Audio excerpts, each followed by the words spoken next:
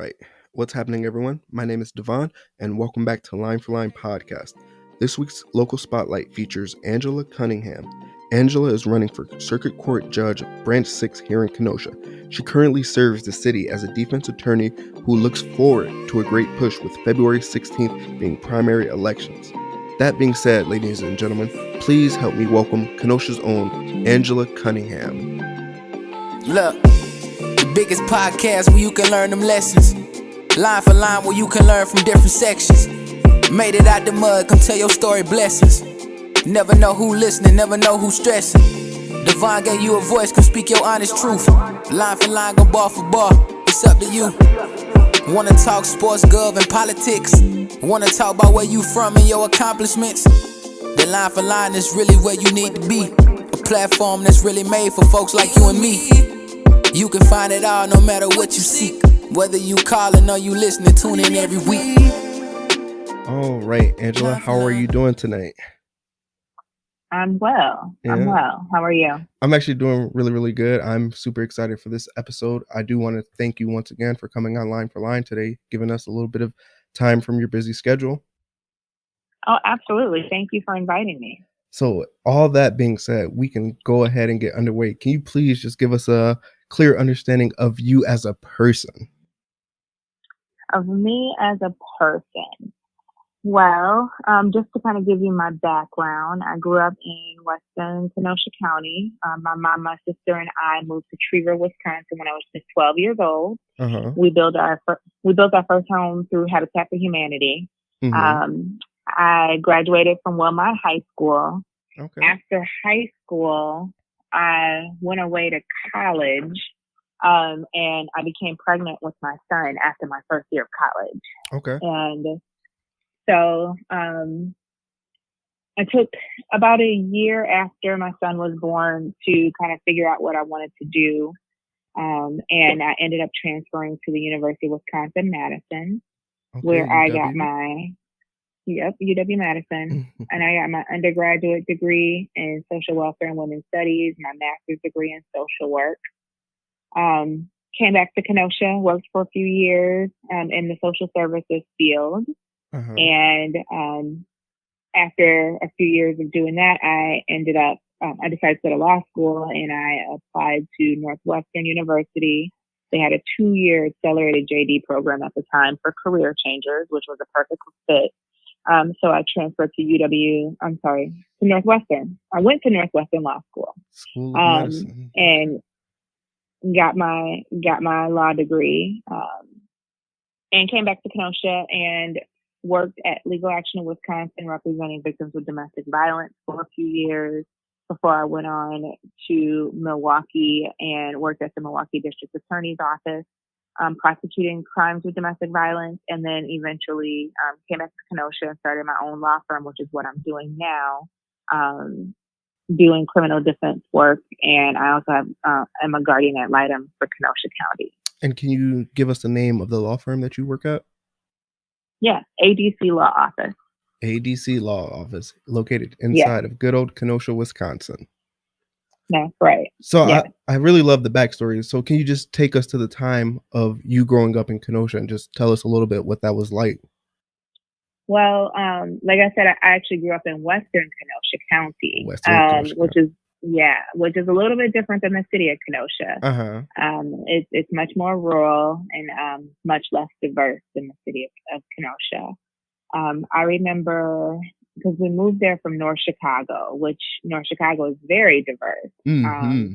And I remember being a little afraid, actually, of going to a new area, because North Chicago is very urban. Mm-hmm. And then to go to a rural area, it was definitely an adjustment period that I had to go through.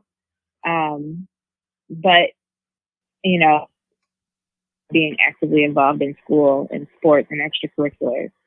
But it was definitely something that we were afraid of when we first moved. Yes, ma'am. Do you recollect, like, maybe your parents or family members talking about what the judicial system was like when you were coming to age? No, not at all. I don't ever remember having conversations about. I mean, I remember my my parents, especially my dad, saying I was going to be a lawyer someday because I Oh, like to really? argue, which which being a lawyer, there's some argue that goes into it, but most of it is not necessarily arguing the way that we usually do. But yeah, Uh-huh. but I don't know. I don't remember my parents ever talking about it. I'm a first generation college student. Okay. My mom actually got her associate's degree while I was in college.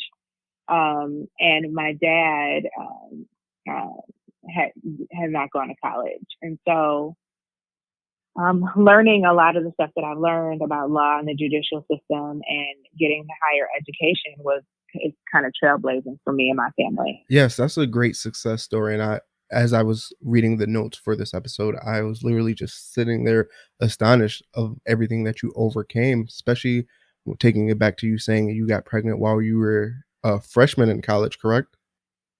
After my freshman year in After college. your Yeah. freshman year. Yes, that's like, Yeah. can you tell us a little bit about that? Go into the details of how you were able to succeed? Because I'm pretty sure there were hard times, and sometimes I'm pretty sure you even felt like giving up. Oh gosh, yes.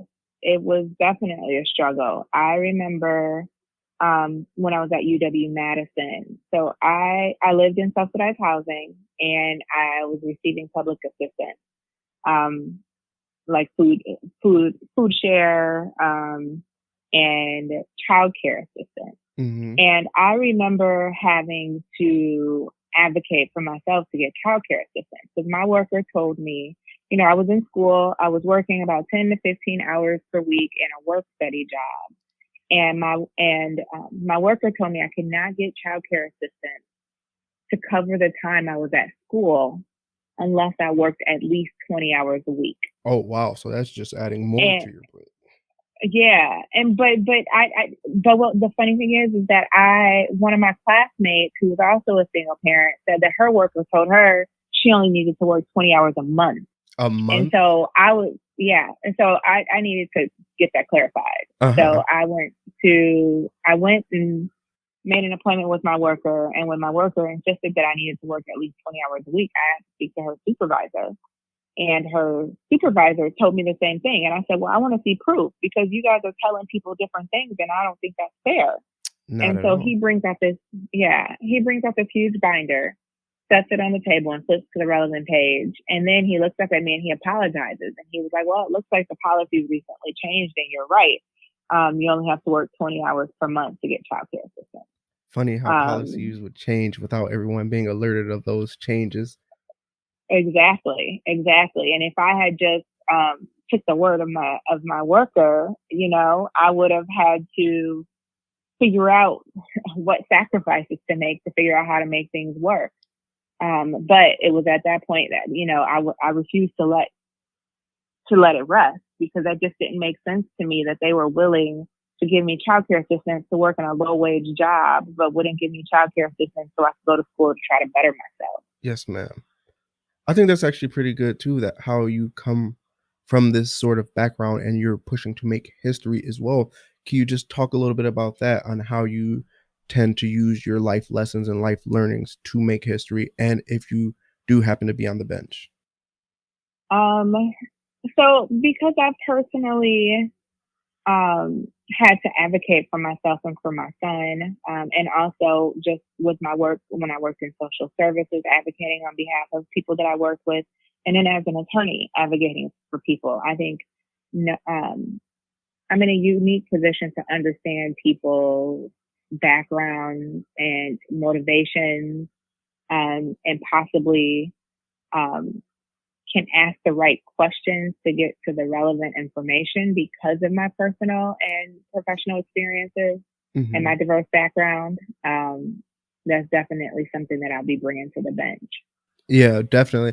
I love that as well too, because when you can connect with someone and literally dive deep into their history and get the better chance of understanding them, I feel like it will be really, really easier to deal with situations, because oftentimes, or at least to understand the root cause of why somebody did something, or Yes, or get a better understanding of what's going on. yes, I was actually watching a little bit of the cases on YouTube today, and there's certain times where you'll see like the same people, you'll see different people, excuse me, and you see them get treated the same way, even though every situation is different. You can't really treat everyone the same and put them all into the same category. There's always different circumstances when people are before the judge, I believe. Yeah. As a judge, you got to listen to, take each case separately from one another and listen to the facts and examine the facts in each case on their own. Yes, ma'am. As we get ready for primary elections, are there any things that you're like for sure locked in on? What do you mean? Because I noticed that it says that you're focused on outcomes when I was reading the outline for our story. So I'm pretty sure there's things that you're like that you are locked in on and you're keen to. You mean like as far as my platform goes? Yes, ma'am. So some key things that I want to do is absolutely focus on outcomes. So that means examine each case, allow everyone who's been impacted by the case to have a voice, and then apply the law to find the best outcome. And that'll be based on each individual circumstance and each individual case. And sometimes that will mean sending dangerous offenders to prison. And sometimes that means trying to get to the root cause of why somebody may find themselves in front of a judge. And I would like to work with community leaders and organizations to try to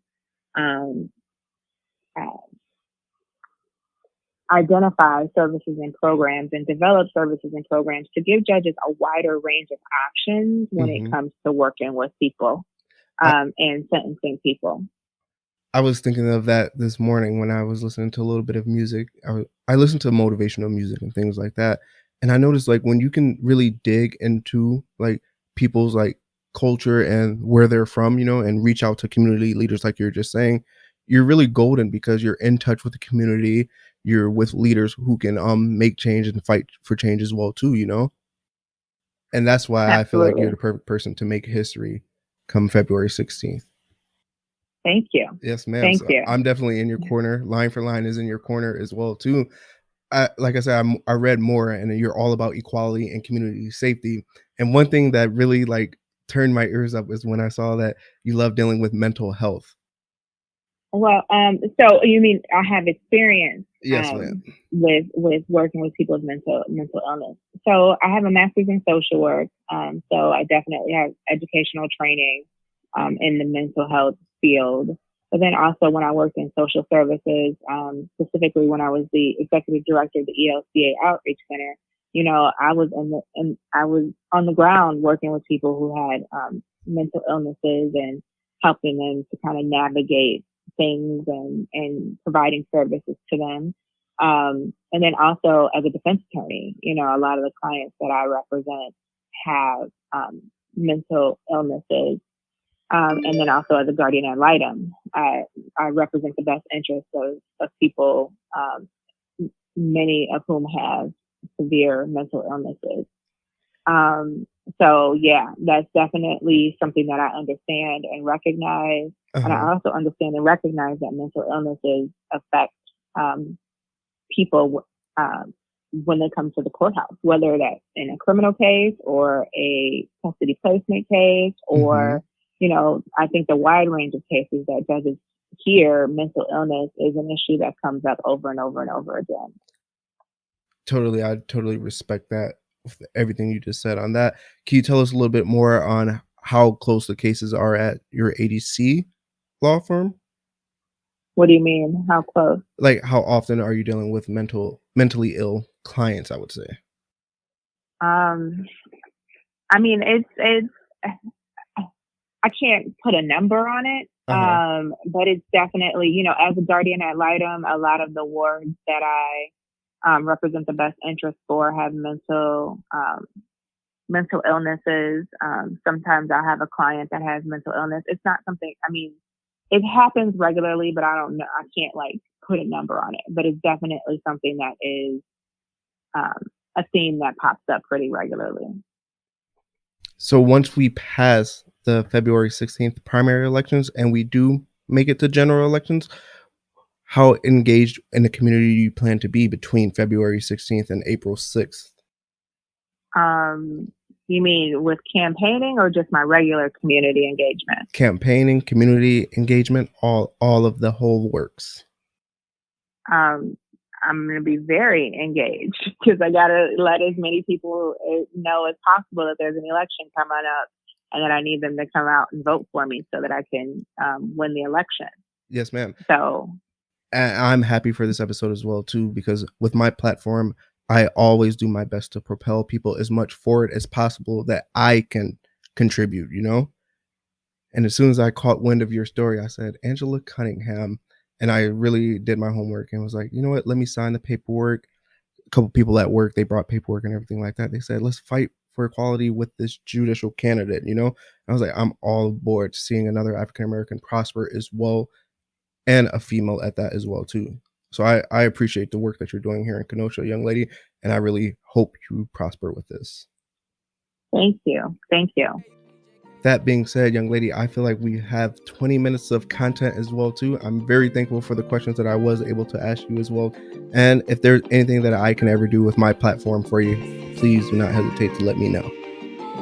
Absolutely. Thank you so much. Thank you very much, ma'am. Have a great night. Thanks. You too. Bye. Bye. Look, the biggest podcast where you can learn them lessons. Line for line where you can learn from different sections. Made it out the mud, come tell your story, blessings. Never know who listening, never know who stressing.